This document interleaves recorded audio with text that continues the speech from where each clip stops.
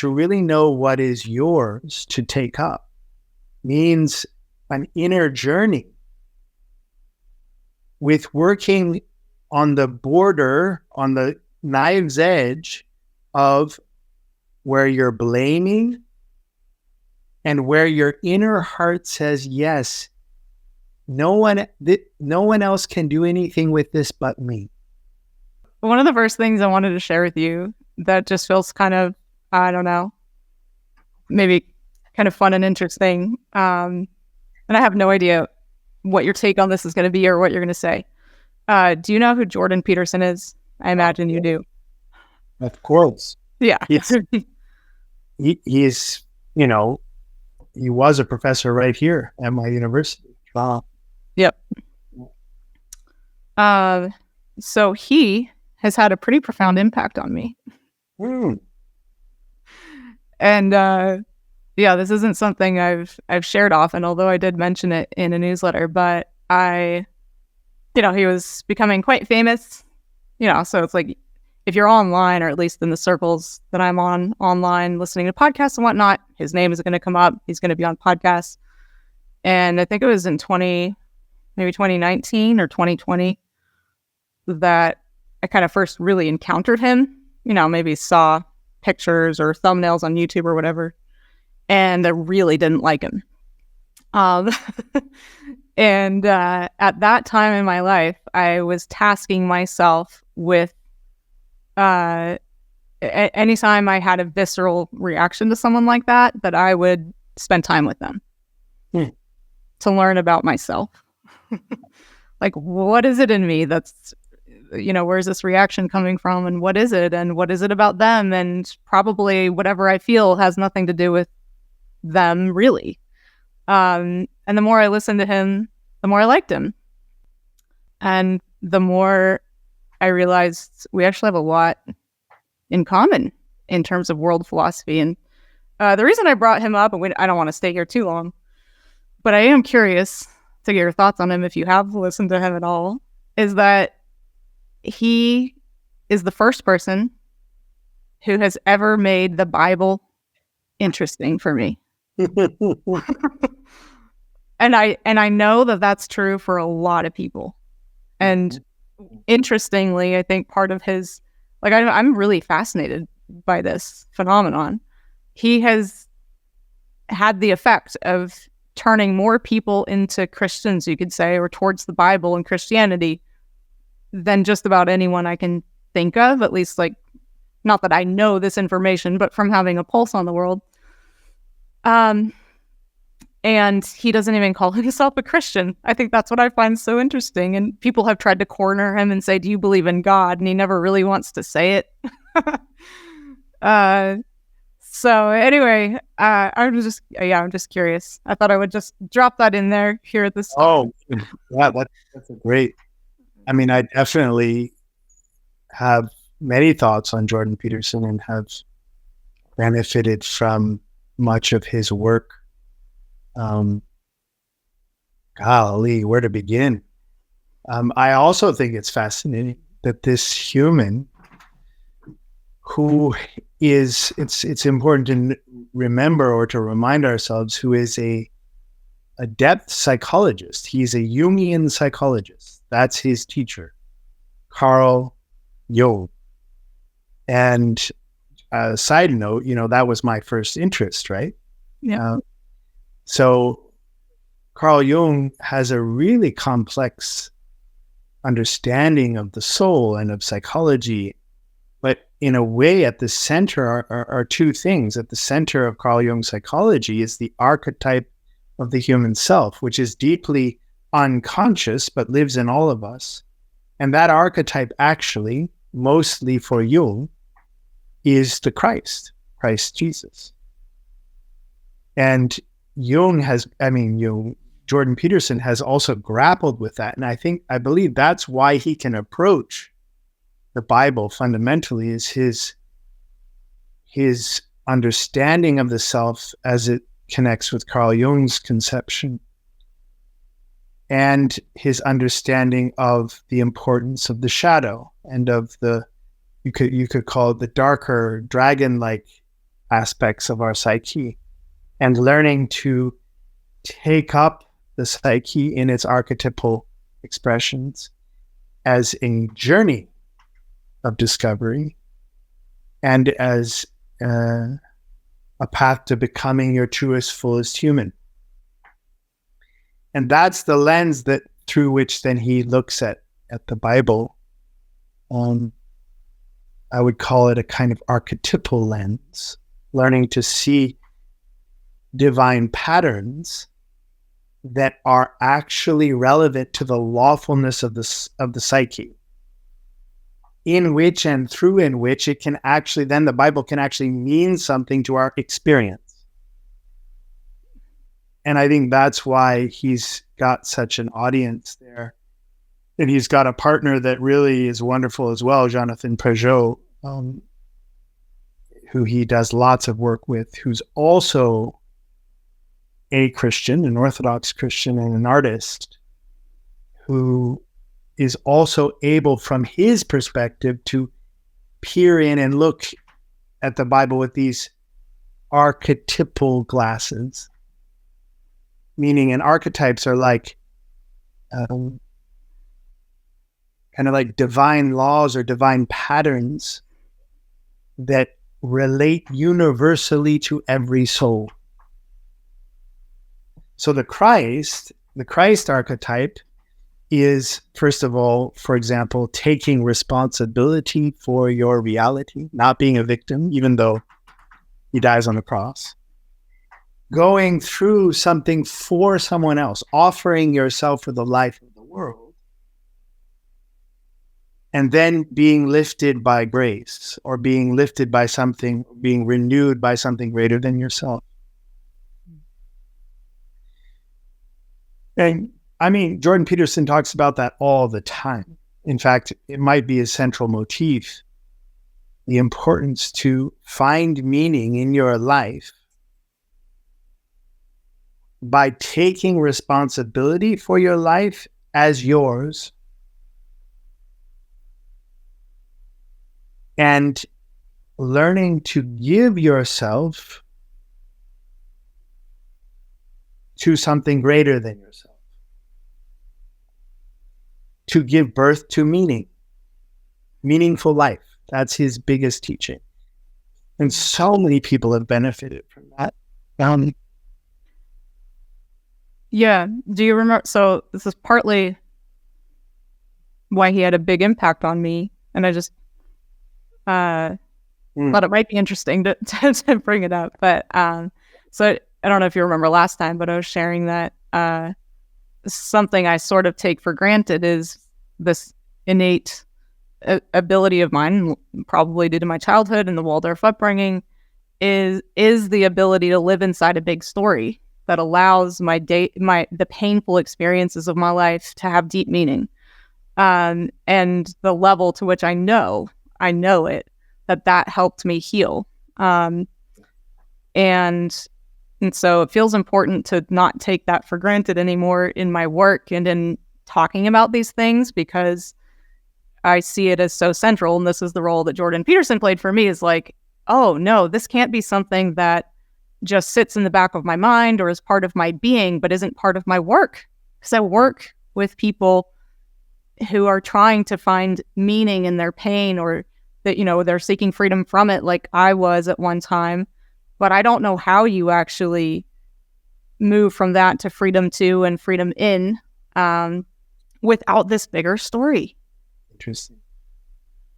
I totally agree. I think, and that's another gift that Jordan Peterson and others, and I think it's kind of a zeitgeist of this time, of finding the deep value in narrative. Yeah. I love it. I watched this movie with my girls the other day. I think it's called Christmas Boy or something like that. It's on Netflix. It's an animation movie.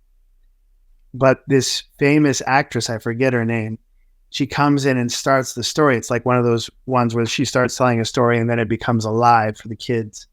And she says, and they're all like, oh, we don't believe in Santa. We don't believe in anything. And we think the world is made up of atoms. And this old grandma says, well, I can tell you for sure the world is not made up of atoms. The world and reality is made up of stories, narratives, meaning pictures. And actually, I mean, I know that Jordan Peterson wouldn't deny atoms, and neither would I. But the most important meaning-making realities that we know of are archetypal mythological narratives. And I don't mean mythological as in fake. I mean it as stories that bring us into a rich journey in which we find meaning. Mm-hmm. And finding the narrative can be life-changing. Yes. Yeah. The bigger narrative as you described it. Yeah. So, one of the things that, I think early in my healing journey, I did share with people my perspective on how my traumas fit into some bigger story.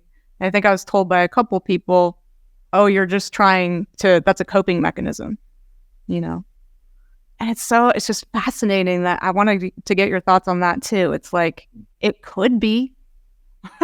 I don't want to actually deny that it could be for somebody, maybe, I don't know. But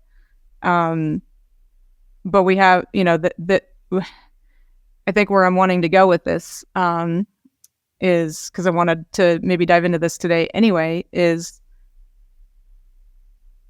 well, first I'll ask a question, then I'll weave in this one thread, and you can do whatever you want with it. But I wanted to get your thoughts on the origins of the meaning crisis, and not just maybe the meaning crisis, but we're a world in crisis, as we talked about last time.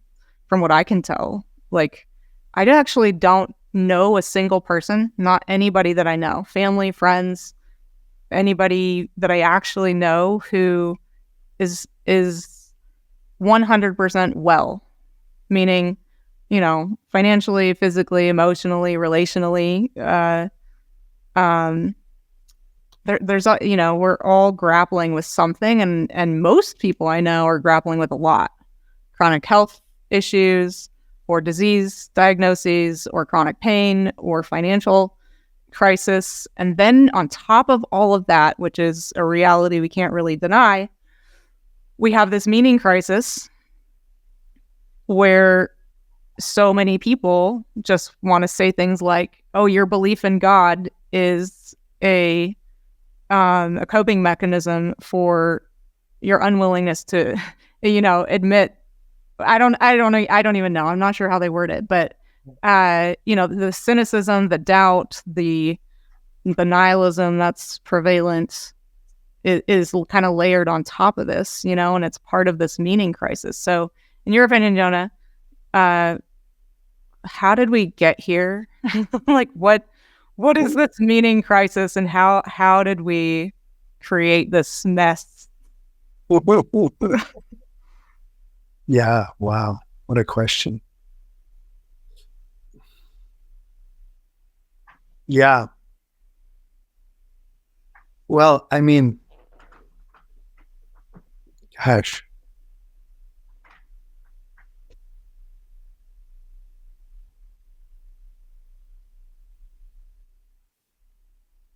In a way, one could say that the meaning crisis, it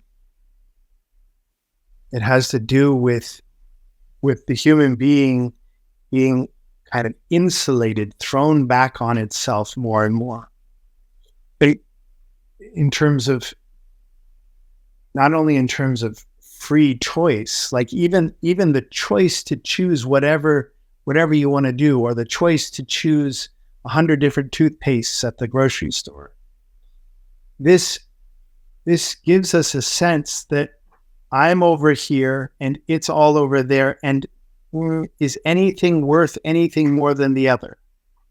I'm a spectator on my reality. Even our movies. We can watch a movie, we can watch 10 movies, and at the end of the day kind of feel numb. It's over there. I'm over here.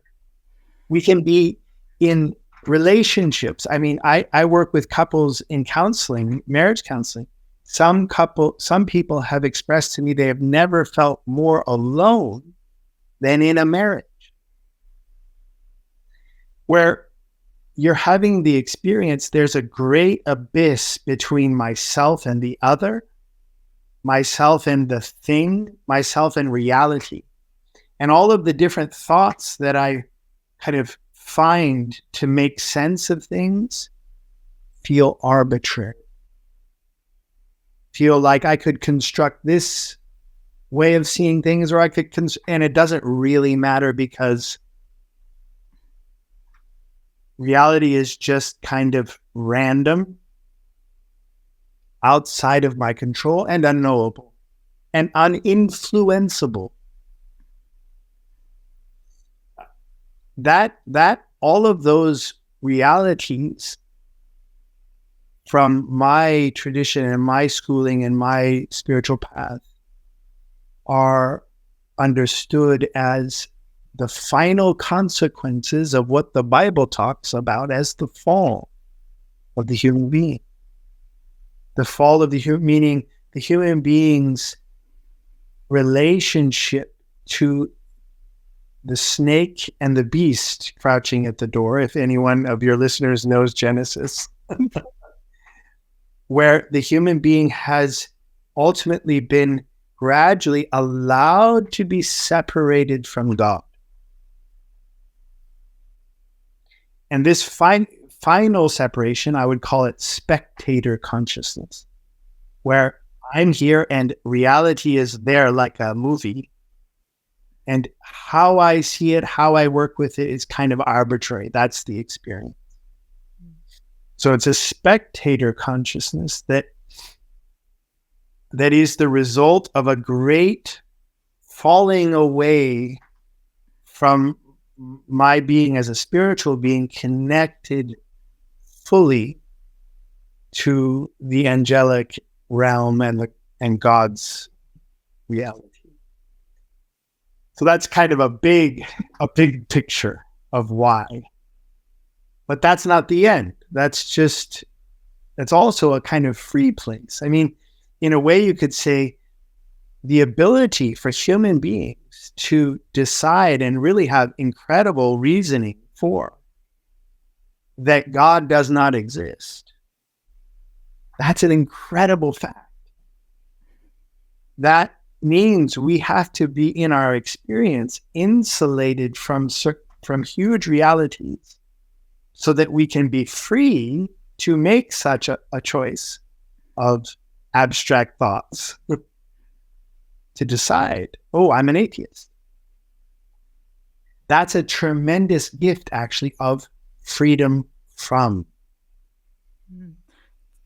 How? Explain that. So what if, how is that freedom from? Very curious. I don't have to. If I stand before an angel for real, it's a powerful, Rilke, one of our favorite poets, says, it's terrifying. It's so powerful. Yeah. It changes you. So the holy evolution of humanity from the fall to free us has to kind of put blinders on, put buffers between us and spiritual reality so that we're not overwhelmed by the presence of all angels and archetypes and God. And we can actually have our own mind. It's kind of, there's a shadow reflection of it with, as you grow up into teenagehood, you push away from your parents so that you can have your own mind. If your father is constantly in your face, you can't, ordering everything you do, you can't have the experience. Okay, this is great because I did want to weave into our conversation at some point, and I think we mentioned it last time, that we're in a process of becoming. Human beings haven't been exactly the way they are today forever. And so we've arrived at a time where we do have the ability to think about everything for ourselves, and then through thinking, choose. And so maybe you could speak to that from this, well, from whatever perspective you want. But maybe with, like, how can this help us? So this is my whole thing with, I want to, like, I get really dissatisfied, kind of like I was saying last time. If I go to the doctor and I'm like, hey, doc, my gut hurts, I have these symptoms, and I'm told, well, you just need to take these supplements and you'll feel better. Or so this same frustration could occur for me in conversation about spirituality or about history or about evolution. If it's like, again, I'm like, I want to know, and it has to feel true, and it has to be logical. And so how can this knowledge of human evolution help us find our place in the whole? And maybe if we can, this is maybe a big ask, but can we tie this back to the meaning crisis? Yeah, for sure. Right. So this is also why we have the meaning crisis, is that in this state of spectator consciousness, as I'm calling it, where you have thoughts, and there's different thoughts that are available to us. Go to university, you can have all these different thoughts you can pick from. You can build your theories. But at the end of the day, if they don't connect with something that feels real in your experience, they become arbitrary. They become shadows. They just, it's kind of like if you hear a bunch of theories from somebody who's kind of a talking head, I could take it or leave it. So that state of being, you could call it the intellectual state of freedom. We're all in. We're all in. It's actually not a choice. We're all in that kind of spectator consciousness. So the challenge then is that we all have is through our intellectual education that every one of us goes through, is to start to play with thoughts, play with ideas, try them out. They're kind of like lenses, but they're not going to mean much until they link up well with our experience of reality. When they actually help to elucidate and illumine and enlighten experience. So I can have all the theories and I can have all the ideas, but if they just remain my own theories and they're not actually influencing and working in my life and helping in my experience, they don't mean much. So then the meaning crisis becomes, how can I start to think in such a way and work with ideas in such a way that and then take those ideas and bridge the gap from my own spectator consciousness to my experience? How can I bridge those, that the ideas actually help to make my experience more rich? So that bridge is the challenge. How can I enter reality better equipped?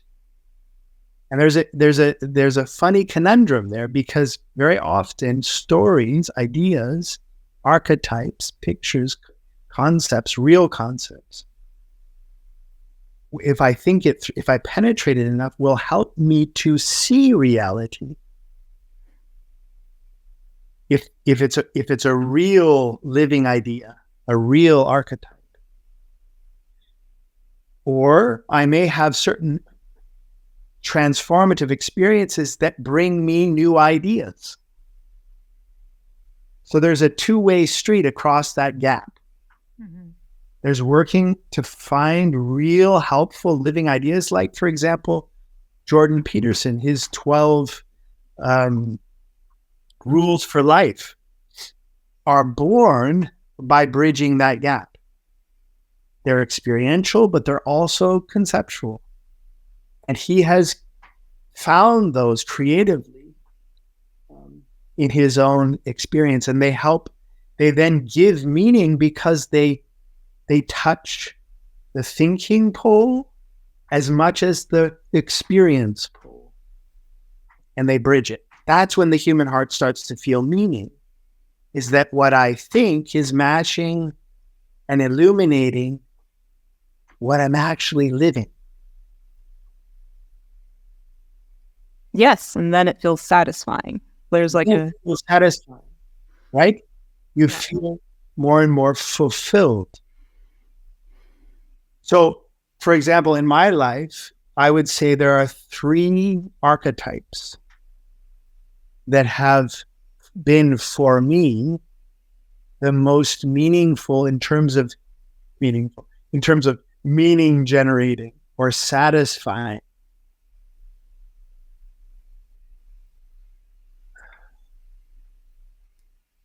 And now you're probably going to want to know what those 3 are. It's waiting. The first is the first very much aligns actually with Jordan Peterson, what I understand of Jordan Peterson's core teaching, which is taking responsibility. And this can be tricky because it's a big archetype, but it really means discovering what is truly mine. What of the pain that I feel is truly mine? What is asking me to take it up, and only I can? Another way to say it is what is calling me to say yes to that, and not, and the biggest enemy of this archetype is blaming anything. Blame is massive enemy number 1. So taking responsibility for my reality, for my life, for my kids, for my wife, for my work, to say, yes, this is mine and I'm going to own it. Okay, so I know you're going to go, you have 2 other ones. You're saying this, and I'm sure you're not going to forget what they are. But maybe we could stay with this one because I think it'll weave beautifully with everything we talked about last time, because that first conversation was so much about pain and freedom, and this is definitely something this podcast is centered around, which is, how do we know what is ours? And then what does that work look like? Like, this is where I get real satisfaction, because it becomes something we can not only grasp intellectually, as you said, but I can go live it. I can go do something. I can get, and then I can see the results of it one way or another. And speaking, just for myself, I mean, this is something I've grappled with big time in my own story. How much of that is mine? The traumas that I went through. Yeah. How much it does, how much of that story belongs to other people. And so maybe we could weave into this, like, if you want, we were going to talk about sin and forgiveness, and there's so much I think that could be brought into this conversation. But well, listen, you just guide me, and I'll respond to each one as best I can. But indeed, all of those weave into this. And if I were to just start off at, well, you ask, well, how do we know what is truly ours? And first of all, you can't know it by figuring it out abstractly. You can't read a book about it. This isn't that kind of knowing. So to really, in my experience, to really know what is yours to take up means an inner journey with working on the border, on the knife's edge of where you're blaming and where your inner heart says, yes, no one else can do anything with this but me. That sensing of the heart, first of all, usually needs a helper to help you with it at first. But that sensing is really possible. Our heart can tell the difference between when I'm putting something that is mine on someone else and when I'm taking up what is truly what only I can do anything with. Okay, so I stop me at any point if you feel like this is, I don't know if it doesn't feel helpful to the conversation, but when I'm listening to other podcasts and people are talking about concepts that feel really important to me, I want real world examples. So I'm willing to use my story. It's pretty public. I've written about it. Nice. Within certain bounds, and I feel like I can be responsible for saying what I want to say and not divulging what I don't want to divulge there. Would you be willing to do that? Not trying to have like a therapy session, but just like a real world example of things that we don't often talk about. I was just thinking of sharing my own example, but I would be happy to. No. I would be happy to work with yours if you wanted to. Yeah, or both. I don't know if that's possible. Yeah. So, you know my story. For anyone listening that doesn't, I'm going to be brief. This isn't meant to go deeply into it, but just to maybe create archetypes for the conversation, but that I lived through, So, when I was 13, I was targeted by a 30-year-old male neighbor, groomed for 6 months, experienced internally. I didn't know this until much later. He had to first turn me against my family so that I didn't turn to them for help and say, hey, I think I'm in trouble. And then turned me against myself. So I didn't trust myself. And then spent 2.5 years doing whatever he wanted to me, including sexual violations. And he was a drug addict and an alcoholic and very violent. And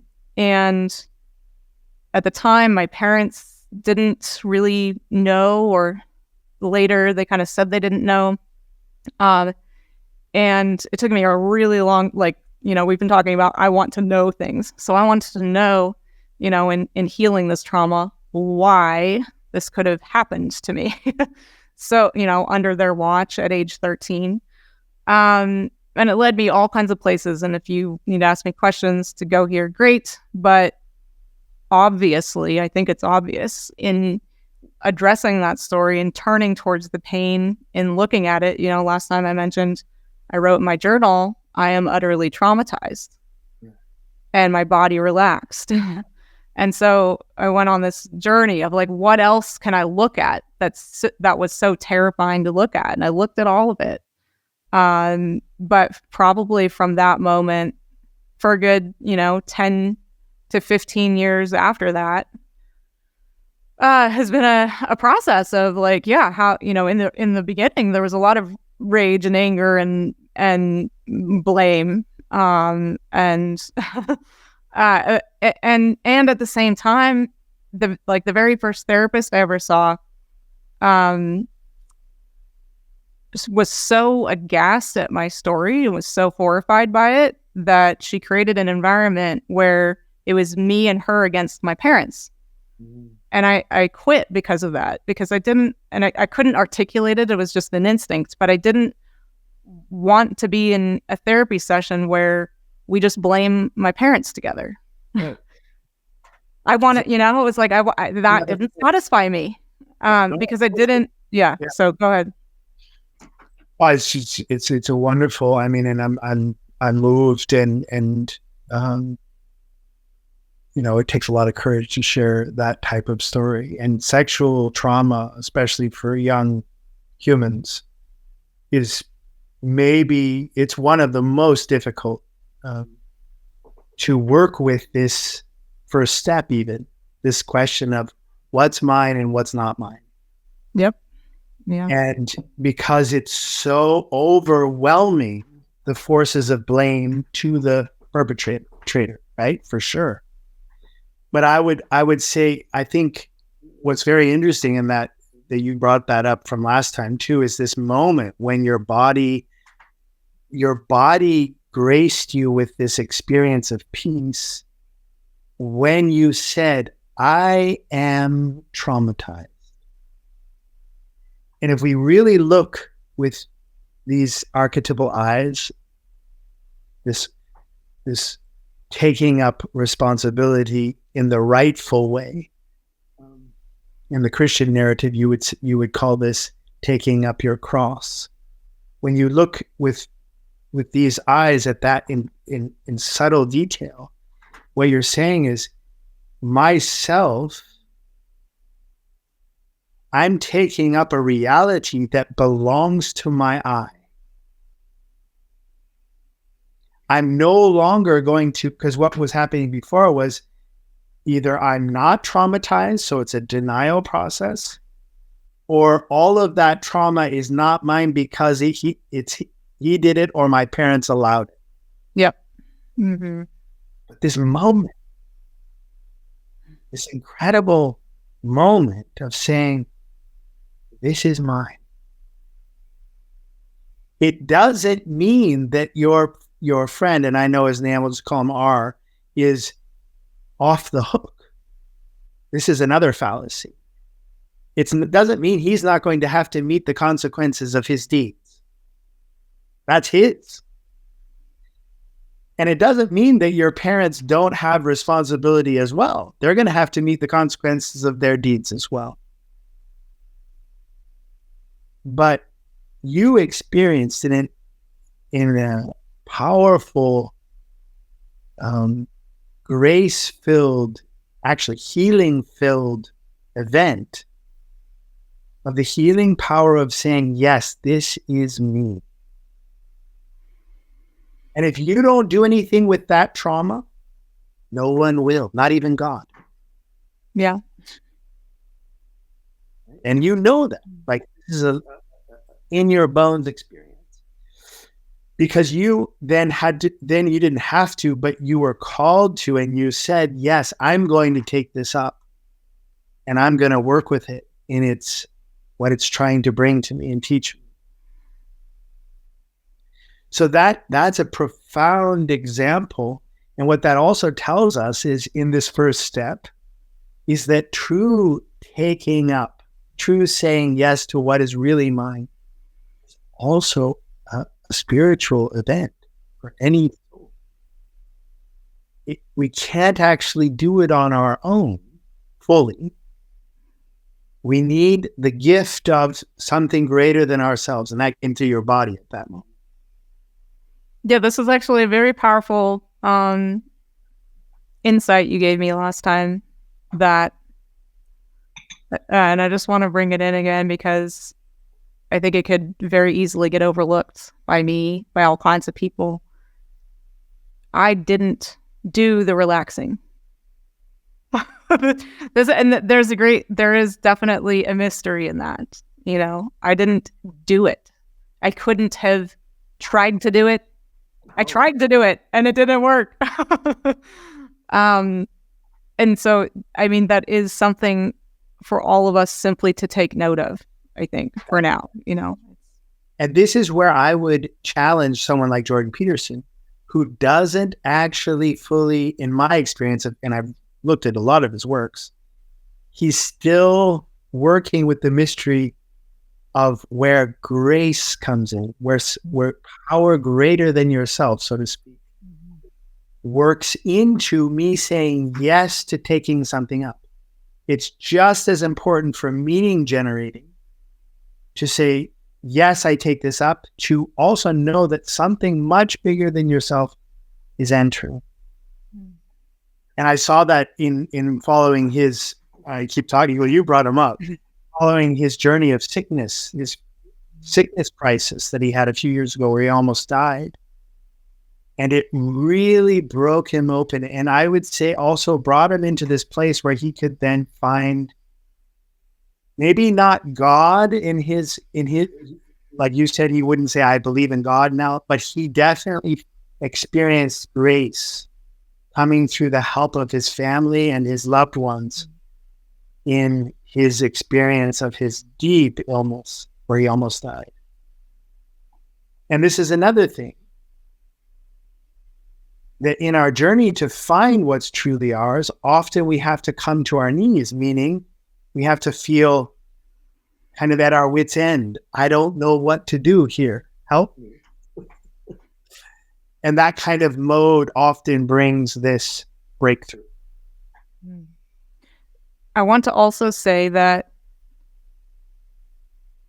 I don't think I could have written that and had that moment of peace if I didn't already have the ability to trust, like fully trust, that whatever was anyone else's, that the universe is built, that the world is constructed in such a way that it's inevitable we all have to do that. Like that, I already had that. Beautiful. And so, and I bring that up because I think it's so often the reason people can't let go of the blame, or that, they want to say it is someone else's because they did that thing to me. Maybe they don't have that worldview. I don't know. Maybe this is why we're in this meaning crisis, health crisis, addiction crisis, all these crises. What do you think about that? Yeah, that could play a role for sure. It's amazing what all prepares us for these moments. And I think regardless, sometimes that trust can be given in a moment. But I would say our heart is built, is designed to actually take to when these moments come, to really learn how to understand them. And our heart is also flawed and bears a kind of ingrained sickness to desire this self-satisfied, self-righteous mode of blaming everyone else than to say yes and take up something that is truly ours. So the human being is just as capable of living in blame, exaggerated blame, hateful blame, all kinds of things, in the prison of blame, as it is in doing what you described. Yep. Or denial and delusion, or delusions. Yep, which I've experienced in myself many times. Massively. And we're actually, we're constantly dealing with that in a healthy way. Because, look at, if any one of your listeners who's a parent will know, most of our sense of self at first is developed through blame. That's what siblings do. I have 3 daughters. They're constantly blaming each other. Constantly. And what I've discovered and what I know is that that's also building up a sense of, I'm a protected self and you're over there. It's what leads us into this spectator consciousness. But now, if you want to become a fully fulfilled human, you've got to undo those binds freely and work gradually. But it has to be true. You mentioned spiritual bypassing, and I find this is often a place where massive spiritual bypassing takes place. Because it's like, oh, I have no blame. It has to be real, and the responsibility sense has to be really true. If it's not really true, you get in trouble, because you can start to take on more responsibility than is yours. That's what I do. Right? I remember as a priest, I think I'm still a young priest, but I mean, 15 years. I remember I was working myself to the bone, and I got sick for almost a year. And over a kind of process of working with this pain, I discovered that I had been living in the thought, if I don't do it, no one will. Or I can do all things in Christ. Mm-hmm. So I had expanded my sense of responsibility, puffed it up to be so big that it took over God's job. I had to painfully realize that I had puffed up my sense of responsibility. And as a consequence, I had pushed out God, carrying the things with me, or me carrying it with him. So I also realized I had a lack of faith that he was doing, that he was carrying all of these things. So that was my way of then pulling back and saying, okay, well, what is mine? What is his? How have I overextended myself in thinking that I'm the savior of the world? I'd love to dive a little deeper into some of these archetypes, because they are so common, statistically, so we're told anyway, and I believe it to be true. 1 in 4 to 6 girls are sexually abused or molested. It's a similar figure, but not quite as bad for boys. There's an epidemic of childhood traumas, violence in the home. How do we reckon with these realities, take up what's ours, and this is the part of me that thinks I'm responsible for everything. But I'm interested in not just myself, but ending cycles and changing the social fabric. This will be a slight tangent, and maybe we'll come back to it in another podcast. I don't want to stay here, but reading Rudolf Steiner's articles compiled in a book called Renewal of the Social Organism, I picked it up last year, helped me see where a lot of these family dynamics, social dynamics, the traumas that have become so pervasive over the last 100 or so years. Like, I've had this question in my mind, Jonah, has it always been like this? Mm-hmm. And the answer I always get is no. Like, and not to say that rape didn't occur and abuse and violence, certainly they did. But my gut tells me, or my heart, some intuitive part of me tells me, no, it hasn't. Whatever we're experiencing the last 150 years is there's something modern about it. There's a phenomena occurring now that's different.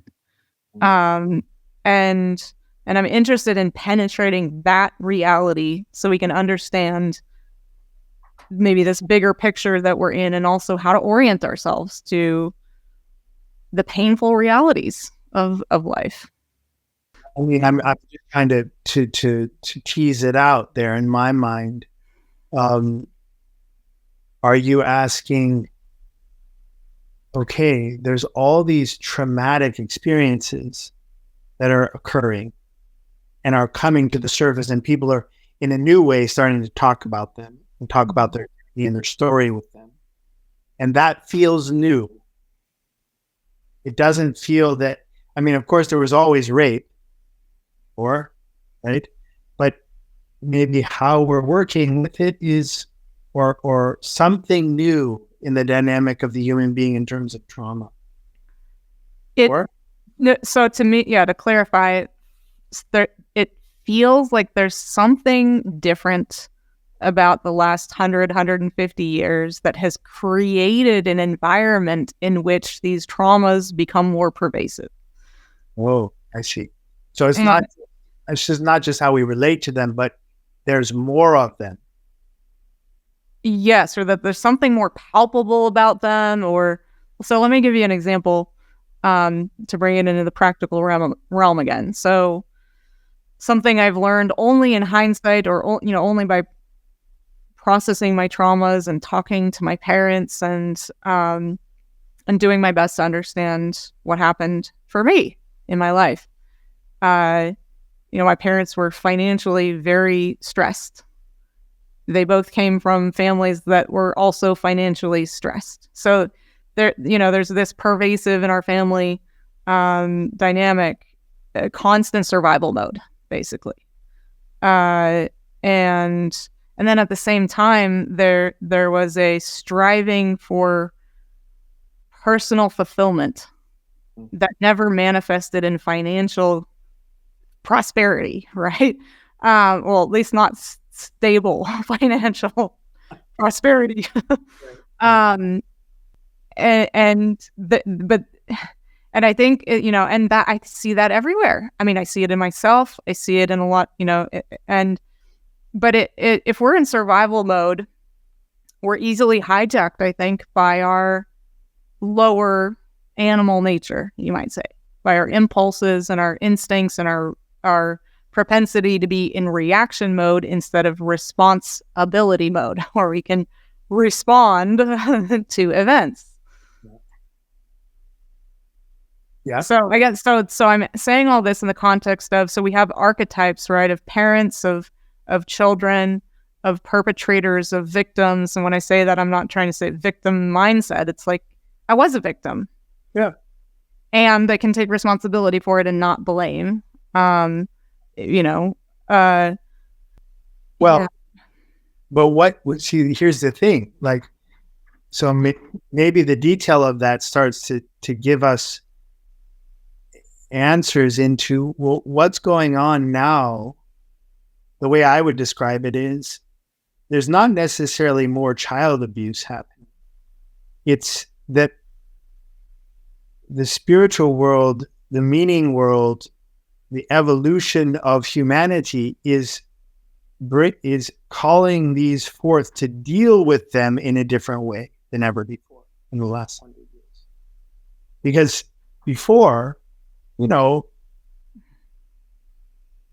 it didn't matter if you were abused, like way back in the day. It didn't matter. There's all kinds of cultural stories and pictures that, just, it wasn't even a thing. But now, because of, I would call it spiritual evolution of humanity, now we're at this juncture where every individual is on a transformative storyline that says what you have suffered is calling you to make it meaningful. For example, when I was 8, my parents got divorced. I remember the day they sat me down. They told me we're separating.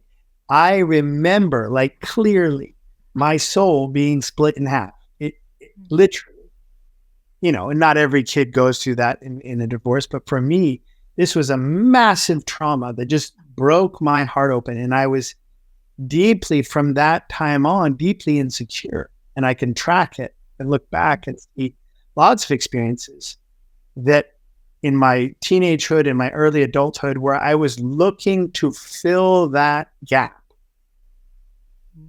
that had been torn open by that pain.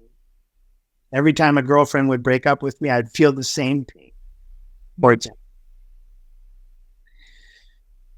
So, but in my story, that pain was spurring me on to find something that could truly heal. And I can say the Christ experience that I described, I think last time, and my journey with my experiences and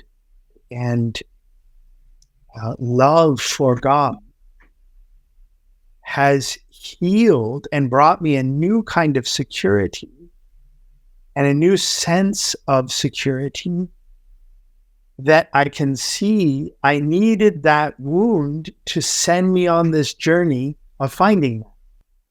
So you see how in my heart and my mind, that pain then, that trauma has become meaningful. And I can actually honestly say I'm grateful for it, for helping me to find God in my own way and in my own experience. Or find a new foundation for security. I could put it like that. So it's not so much that there's more rapes in the world. There might even be less, actually. Considering if you look at the time when the Mongols took over the world, for example. But for the human heart, there's a new sacredness to trauma.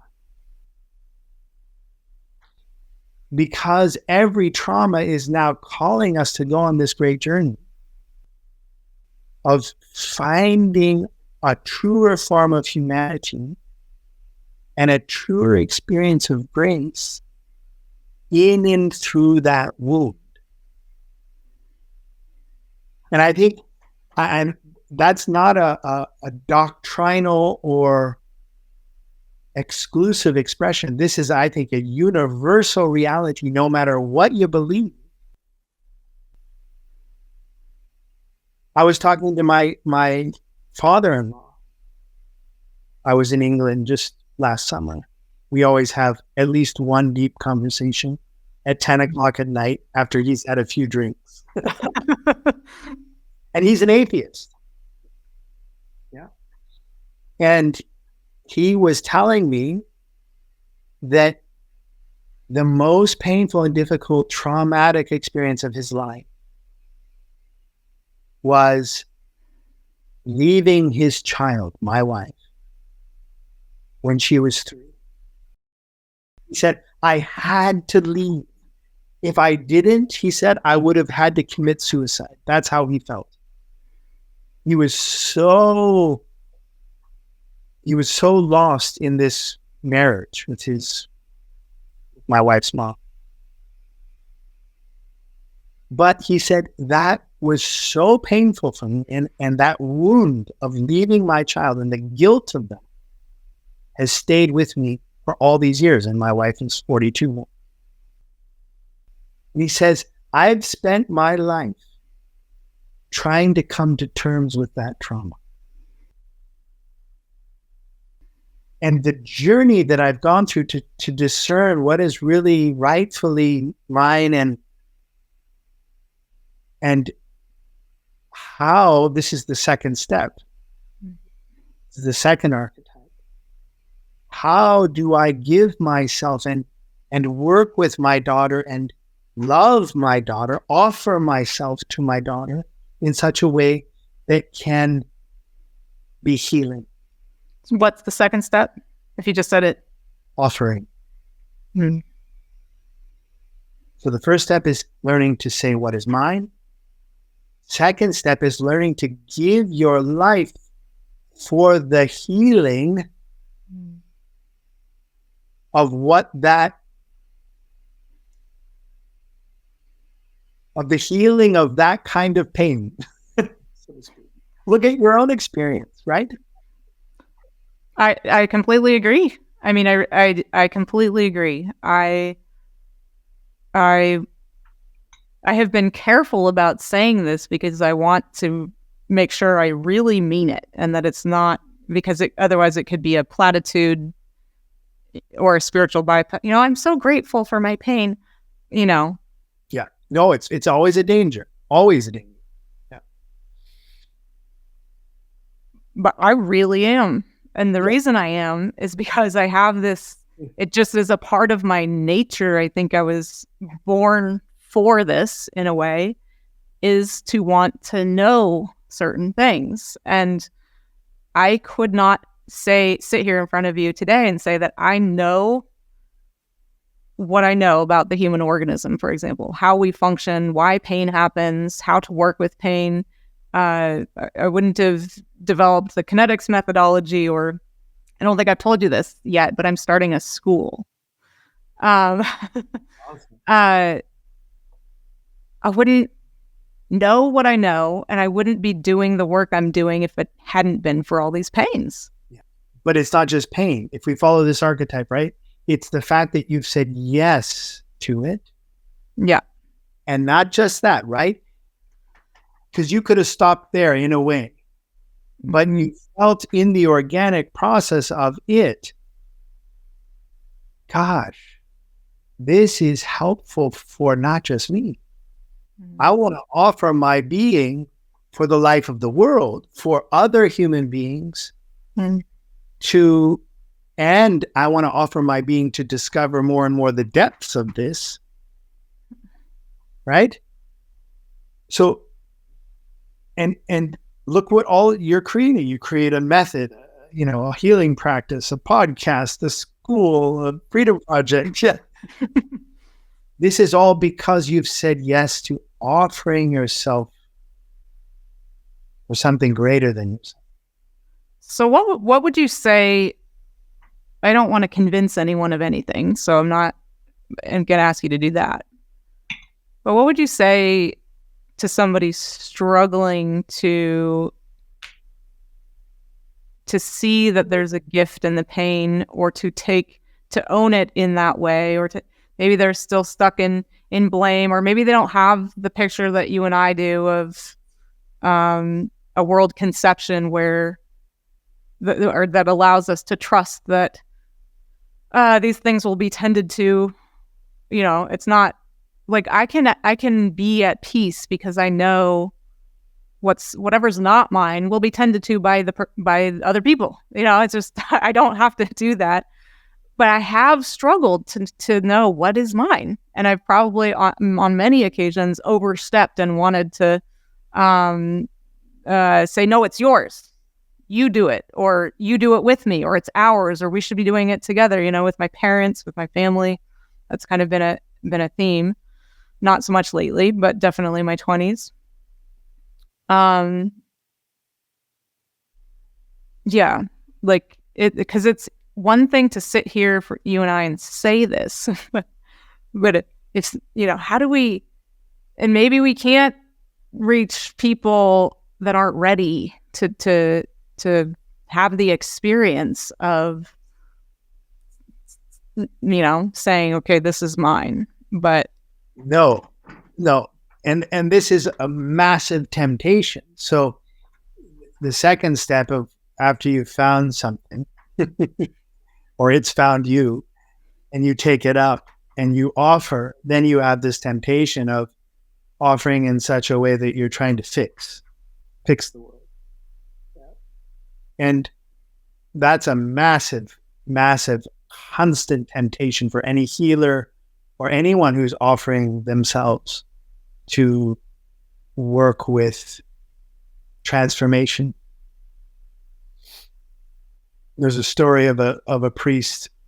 His name is Greg Boyle. He's in LA. He founded Homeboy Industries, and he wrote a book called Tattoos on the Heart. He's a Jesuit priest. And he was called to go to LA and work to solve gang violence. And he went out there, and he, was this big new priest, this Jesuit, and he had no fear, and he went in and he tried to, negotiate and work out and bless and do all the things. And it just got worse. And he went through his own transformative crisis what he realized was human beings, including gang members, don't want to be fixed. And if you've ever been married and you've tried to fix your spouse, it just doesn't work. I mean, regardless of anything, it just doesn't work. And so that's a massive temptation. It's an understandable temptation because you found something good and you want others to have it.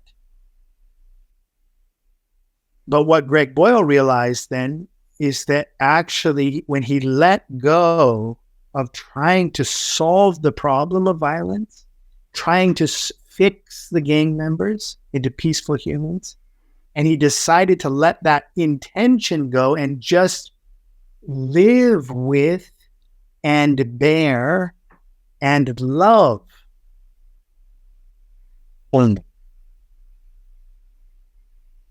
Then when he started to notice that things started to happen, but it wasn't him doing it, it was the Holy Spirit, so to speak.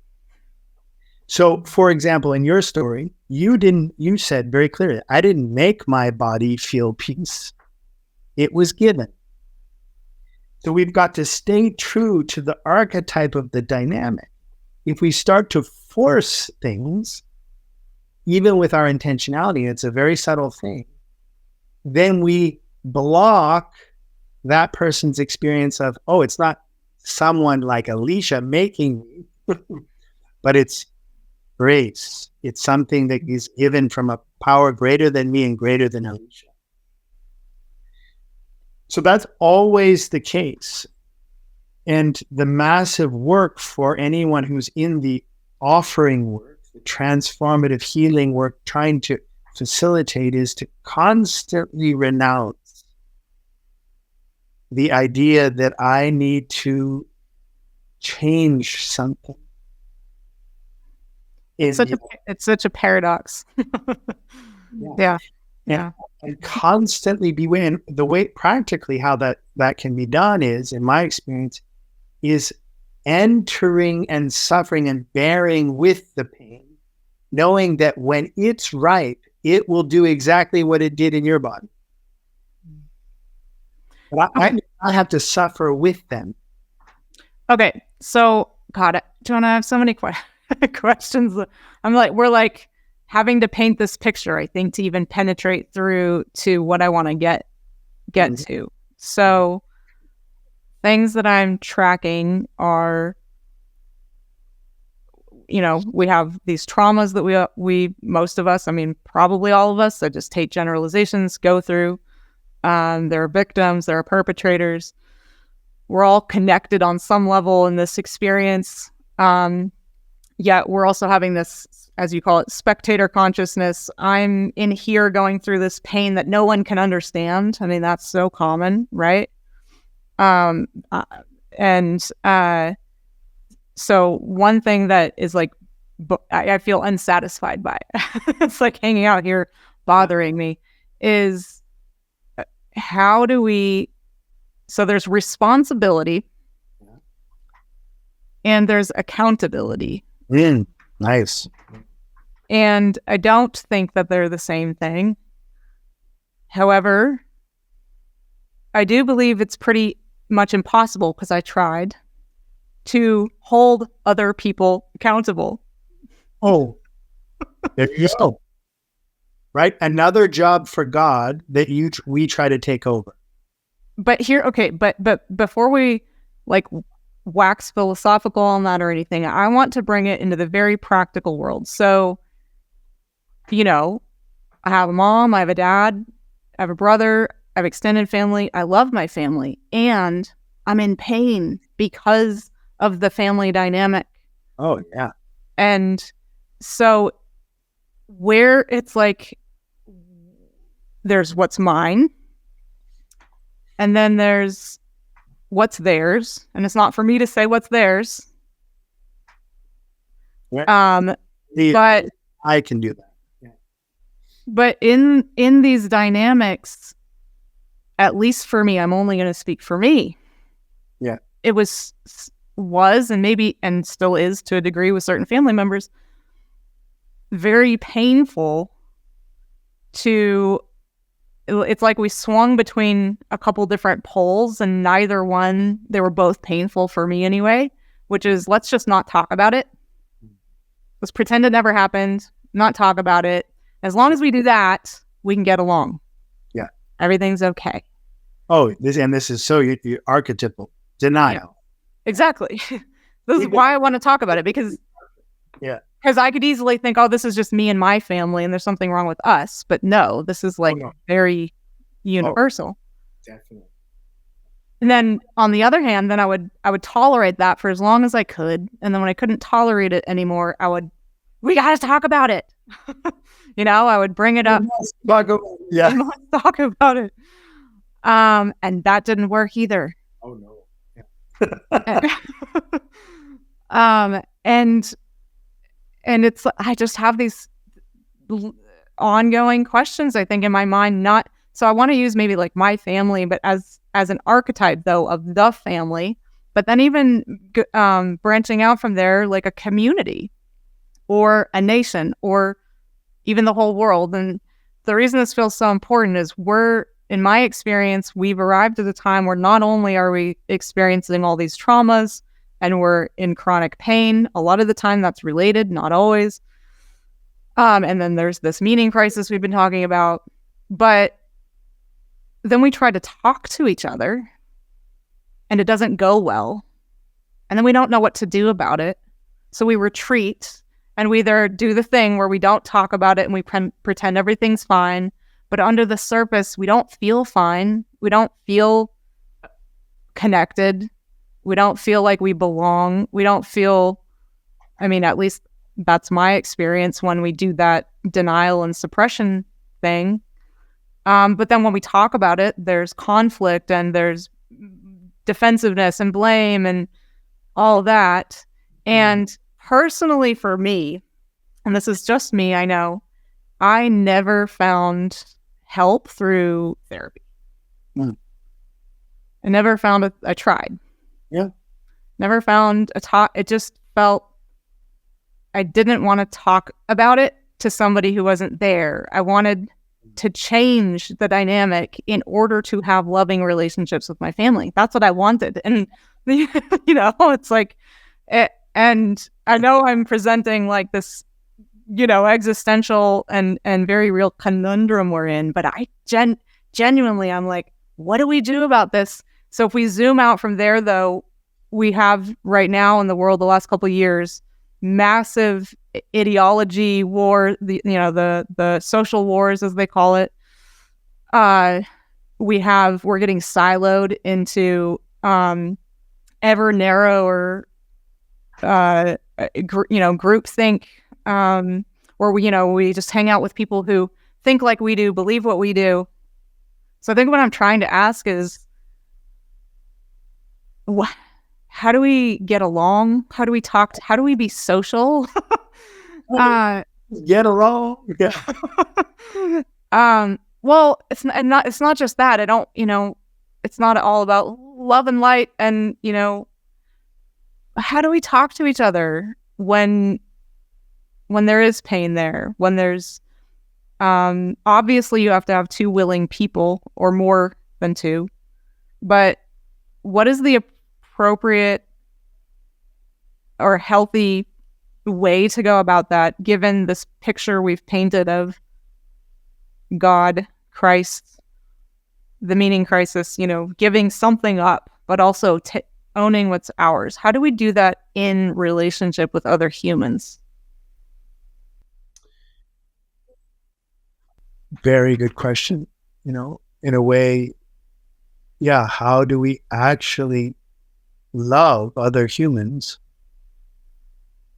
in our time where there's so much division and so much pain and so much inability to communicate?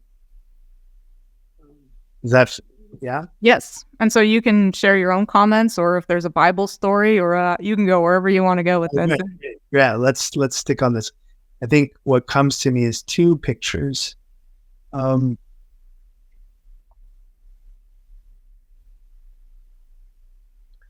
the first really connects to what we've been talking about, and I'll introduce it in a new way through my experiences of being a pastor in COVID time. Great. And everyone remembers, of course, how can we forget COVID? The experience of COVID. And I remember even before the vaccine became the whole thing, just COVID, where we were all dealing with this mask conundrum, right? And everyone is half of my congregation was anti-mask and half was pro-mask, basically.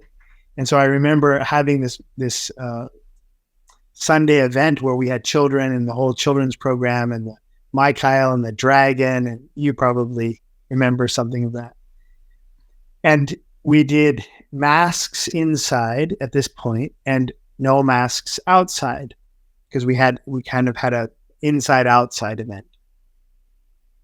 And I remember afterward, one parent came up to me right after the event. One parent came up to me and said, "Jonah, I cannot believe you put my child's life in danger by making them not wear a mask outside with all these kids everywhere." And then 10 minutes later, another parent came up to me, "Jonah, I can't believe you put my child's life in danger by making them wear a mask." And so it's such a good example, Jonah. Like, this is, yes. And both of them had done tons of research on YouTube, and they all had very well reasoned, logical, scientific explanations that backed their own perspective of why their child's life was in danger because they were either wearing a mask or not wearing a mask. So here I am. I'm a shepherd of souls, a priest, called to care for and love all of these people.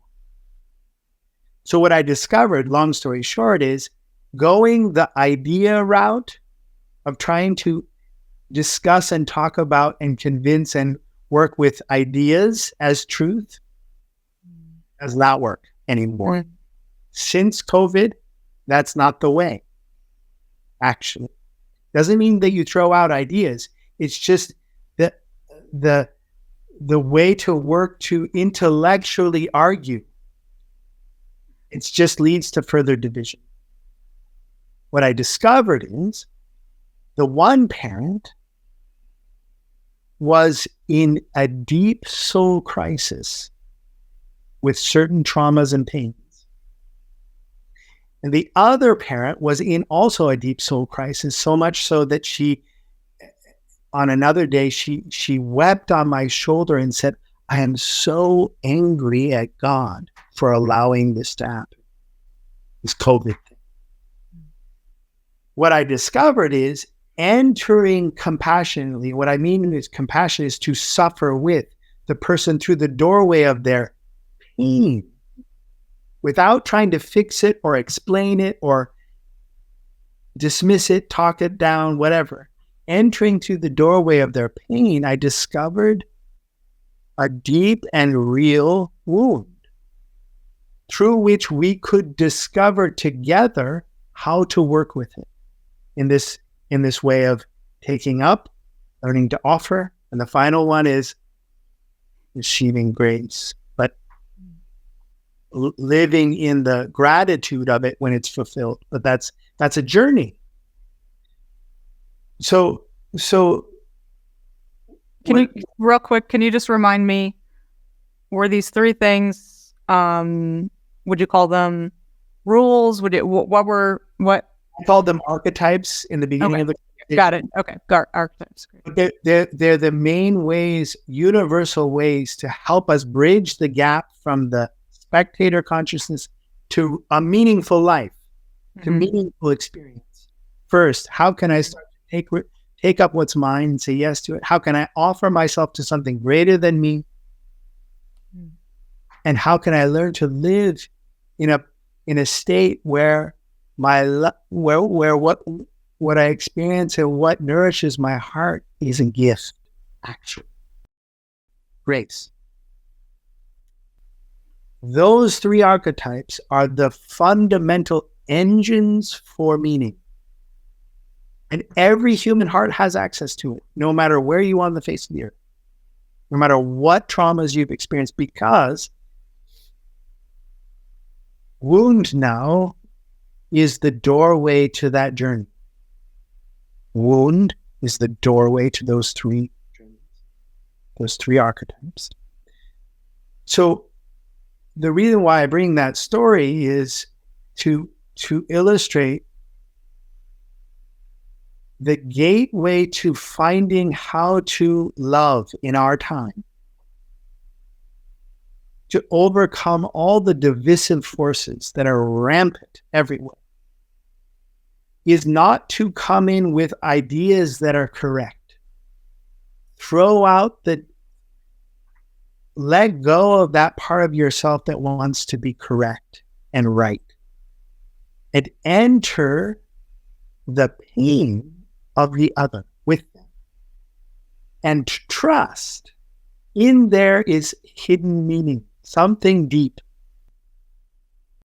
Even if, and of course you can't discover it for them, but you can bear it until even the bearing is deeply meaningful and can be a place of source of strength and peace, because you join with God in caring until that heart is right. God is actually literally sheltering. This comes from part of our Advent liturgy, sheltering our wounds until they become doorways for resurrection, healing, grace, meaning. So the way that I am interpreting what you're saying, or what just comes to mind listening to what you just said, is that instantly I'm like, well, that makes sense, and not everybody's capable of that. Definitely. Well, everyone is capable. Well, yes. Not everyone will realize that. Well, or actualize the capability. Yes. So in terms of innate capability versus practiced ability. And so we exist in this time right now where we're kind of all just messing up a lot, as you would say, missing the mark. Amen. Creating more opportunities for this journey. Mm-hmm. Yeah. But again, why does that question arise? Why is that a problem? It's a good question. It's only a problem if my goal is to fix everything. Mm-hmm. Yeah. Well, if God fixed the world, it would be fixed. This is the radical teaching. Mm-hmm. He's not fixing the world. He's bearing and loving. Okay, so okay. we're sorry, say that again, because I think loving through a transformational process. Mm-hmm. So I agree with you, and that something's missing for me, I guess, or maybe I don't agree with you. I don't know. Just thinking out loud. I'm reminded of something Steiner said in these articles that I read, Renewal of the Social Organism, and I'm going to probably butcher the quote, but he in this book of articles, he's addressing the after effects of World War I, and the rise of socialism and socialist impulses. So it's a lot about the social question, as he called it, or what do we do about, as it was known in Europe at the time, the proletariat versus the bourgeois. Is that how you say that? Bourgeoisie? Bourgeois. Anyway. The basically the labor workers, the workers versus the more privileged economically privileged class. And he worked very hard, from what I can tell, to intervene in world events. And he says that actually we really must. It's our it's a maybe a duty of being human to intervene in the natural course of events. If we don't, it's like sitting in a room with the window closed, complaining of the stale air, waiting for God to open the window, and we refuse to open it ourselves. So to me, there's like a paradox in what you're saying, because well, only if you interpret it as resignation, and this is constantly the battle. Yeah, if you which I hear in also in Steiner's comment, if we don't do anything and expect God to do everything, that's a massive problem. But that's nowhere what I'm saying. No, I'm not saying that's what you're saying. Yeah. But the other side of it's true too. If we're under the idea that we must fix the world because it needs solving, then we think we start to get under the illusion that we do it all, that it's our job to fix, and we miss the cooperation of the grace reality, the working of something greater than myself, like your body experience, into it. And that can only be prepared for. It's like, this is the analogy. I open the shutters to my window, but I can't force the sun to shine through. It might be a cloudy day. Or the wind to blow the fresh air in, or whatever. But I've got to open my shutters. Mm-hmm. God's not going to do that for me. Yeah. So I find the dynamic is one of cooperation, but the healing can never be done by us. It can only be prepared for and opened to. Yeah. So that means the consequence of that is, and that's why I talked about last time too, these 3 types of pain, to start to discern what kind of pain actually can only be carried at this point, bared, held, walked with. If it's all transformational pain, then I'm going to be tempted into trying to fix things that can't be fixed, so to speak. Yet. Only God can. Or if you use a different language, a power greater than yourself. So we went on a bit of a tangent, but I just wanted to bring that in. Maybe then we can circle back to this COVID. It's relevant. Yeah. 100% relevant. The idea that if I just let things, if I bear something and don't try to make it different, that somehow I'm resigning, that's really important to name. Yep. So my question wasn't so much about resignation as so the COVID thing, the masks. You and I haven't actually talked that much the last few years. So I didn't wear a mask. And that was just my choice. I wanted other people to do whatever felt right to them. And this is probably what you would call an idea, a concept. I would like to live in a world where everyone honors the choices of other people. That would be, but we're not experiencing that as reality. We're living in a time where we want to tell other people how to behave, what's right, what's wrong. How could you do this to my child? Someone says to you, or put them at risk. And I wonder what your thoughts are on the proper place for what we might call superstructures, laws, governments, mandates. We wouldn't need those things, for example. And there's maybe an argument to be made that we don't need them. But if we could, as I was saying, get along, if we could, enter into the other and not try to fix or change and honor each other.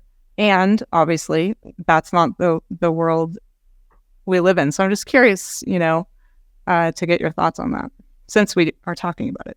Right. Well, but let's not lose the track of how, because I don't think we finished the how to love one another.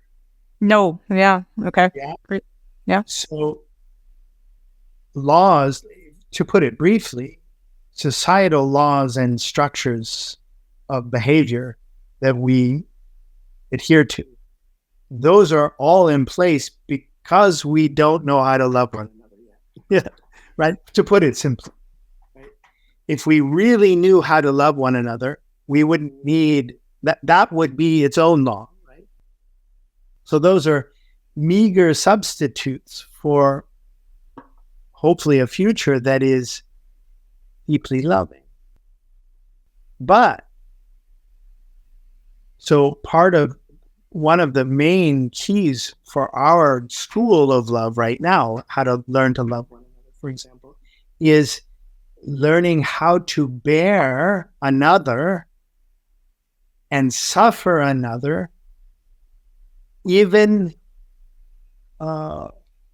and especially in and through their unripeness for any kind of transformation. So one of the mysteries of love right now is how do I, and that connects with the maxim of freedom, how do I constantly work to understand someone who's thinks totally different from me, lives totally different from me, feels totally different from me, and constantly practice to understand that. That is a painful activity. Mm-hmm. It means I'm going to have to bear a kind of pain that isn't going to go away if I want to engage in that type of freedom and that type of love. Mm. So, for example, this is so relevant to the family life. Yeah.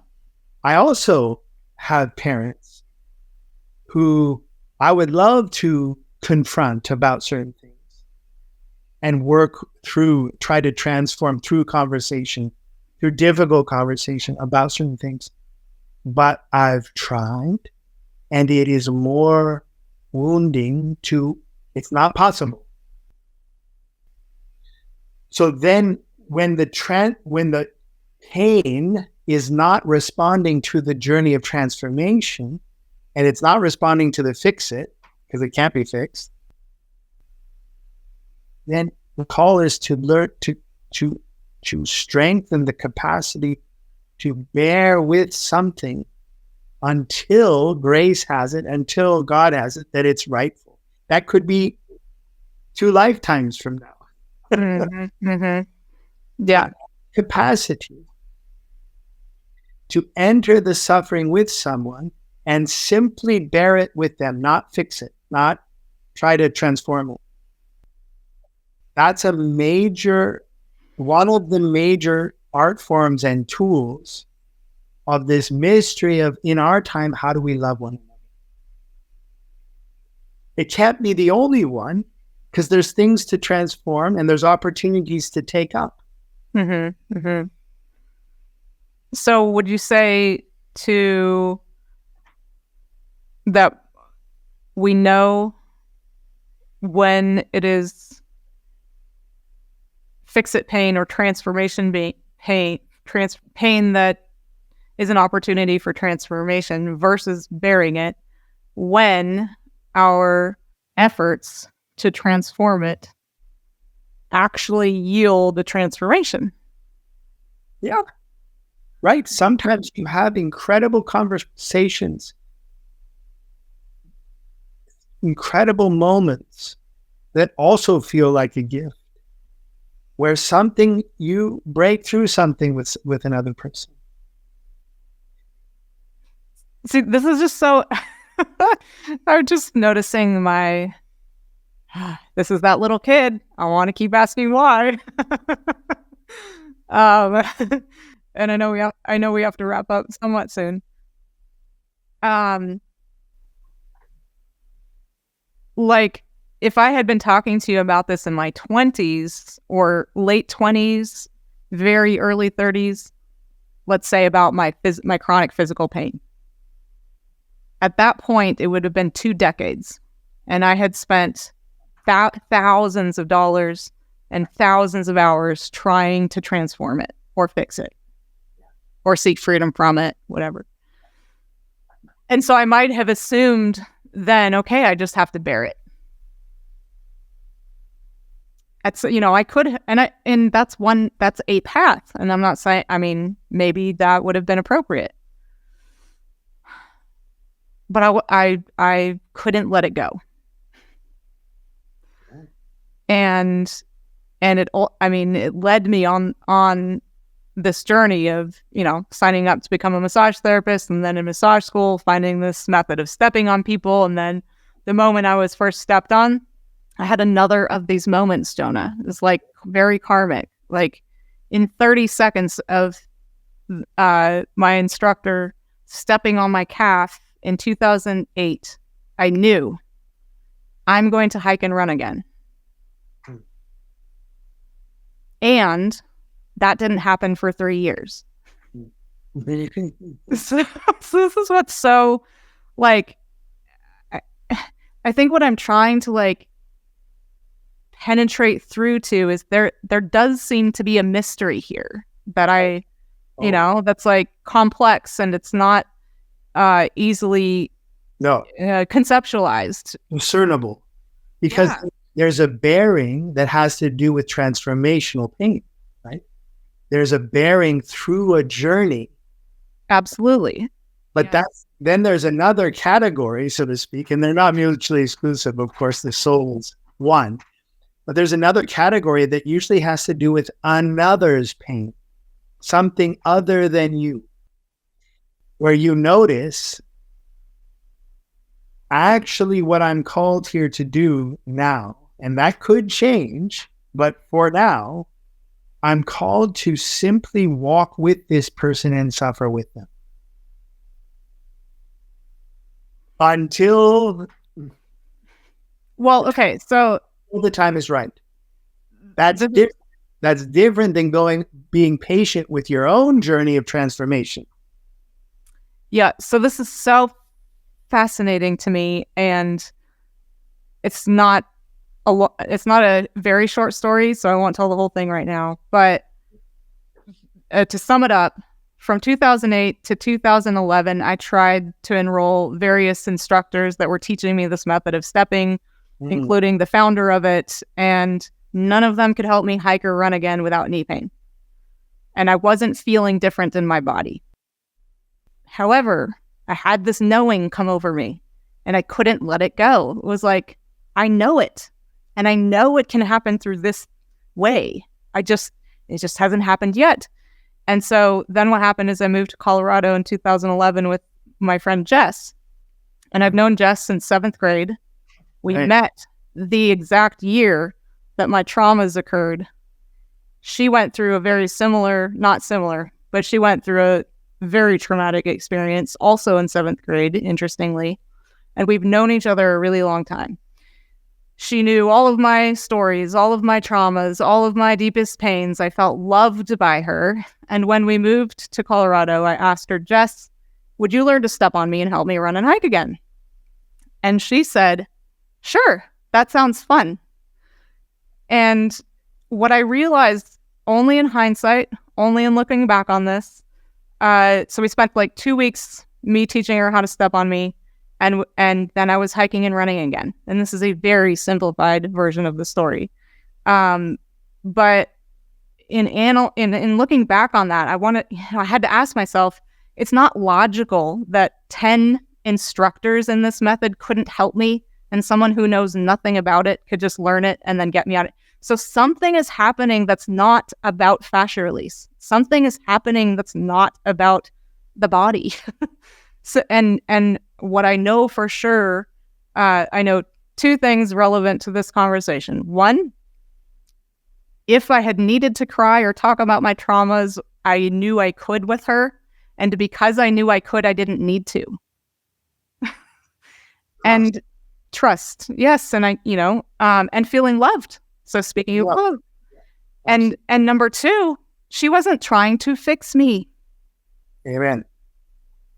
And all of the other people were trying to take away my pain. Yeah. Or fix whatever you want. Whatever. Absolutely. It's so, and you, because you trusted her and you knew she loved you, you knew, and she knew all your problems and everything. You knew she was in it with you. Like she was fully 100% in for the journey. And not attached to the outcome. Because then I didn't have to make her my savior or the failure of me running again. There you go. Yeah. So you've just described the orientation of the best orientation for a healer, which also happens to be the best orientation for loving one another. Yeah? To enter the pain and be in it for real, to have developed a non-judgmental relationship to people's pain so that the trust is there. If you're constantly criticizing, no one will trust you and no one will come to you. And you're not there to fix them. You're there to go on a journey with them. Yeah. So that's what I discovered in my congregation working with these people. I was entering their pain with them. And I wasn't trying to change their mind about what theory of masks they had. What I was interested in is, what are you suffering? And everyone is suffering, no matter what side of some kind of pain. And I was going to join with that pain and walk with them in a deep trust that somewhere something's going to occur that will be a grace, a call for some sort of transformation, maybe now or in the next life. And I'm going to walk.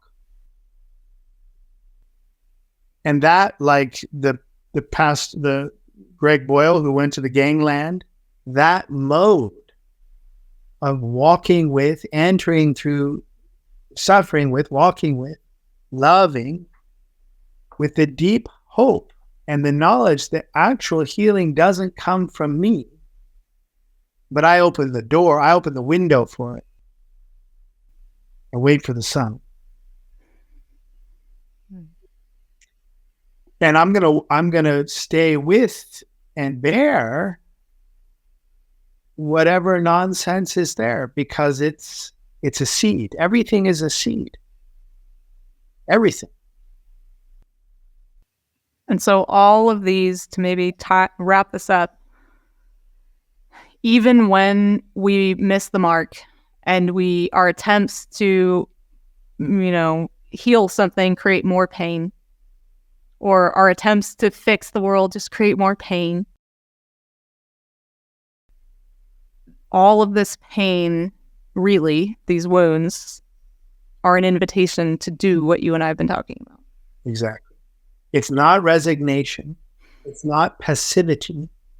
It's deep engaging, but not trying to fix, trying to bear with it means you actually have to grow your heart to bear more pain than just yours. You're called to take up a mystery you don't know the answer. You don't know what that experience is going to be, but you're open to it. You're ready for it. You're walking with it. For me, that's a great place to end. That's what God is doing with us. Walking with, healing our pain, walking with us, holding the space for death and resurrection, deep transformation, so that the human heart can be a vessel, become a grail of grace. Wonderful. Good place to end. But we're gonna do a third. Yep. So, and then I'd love to bring you back, but these three will create our initial series. I'll have you back anytime you want to come on, Jonah. And I have no idea what we'll talk about next time because we went somewhere today I didn't expect. Yes. It was awesome. It was great. So we missed doing this last time. What do you want to tell people real quick if they want to learn more about you and what you're doing or get engaged in any way? Yeah, I mean, I'm a priest of the Christian community. I direct a seminary, so I have students training to be priests. And I have a podcast and the podcast you can find on patreon.com, and it's called The Light in Everything. The Light in Everything, where my colleague and we talk about the mysteries of the heart, the mysteries of Christianity in a really alive and relevant way. There's many, many episodes. So that would be one way. You could also go to the Christian Community Seminary.ca, Canada, CA, and you can find there our school and what it's all about. And if you're interested in our religious movement, Christian church, it's thechristiancommunity.org. We will leave all of those links in the YouTube description for YouTube viewers and then in the show notes for audio podcasts. And maybe next time we can talk a little bit about the Christian community itself, because whatever you want to talk about. Yeah. I forgot one thing, very important. I have a YouTube channel. Yeah. Living with Christ, Reverend Jonah Evans. Living with Christ. We'll link to that as well. Yeah. Great. Thank you very much, Jonah. Thank you, Elisha. It's a joy.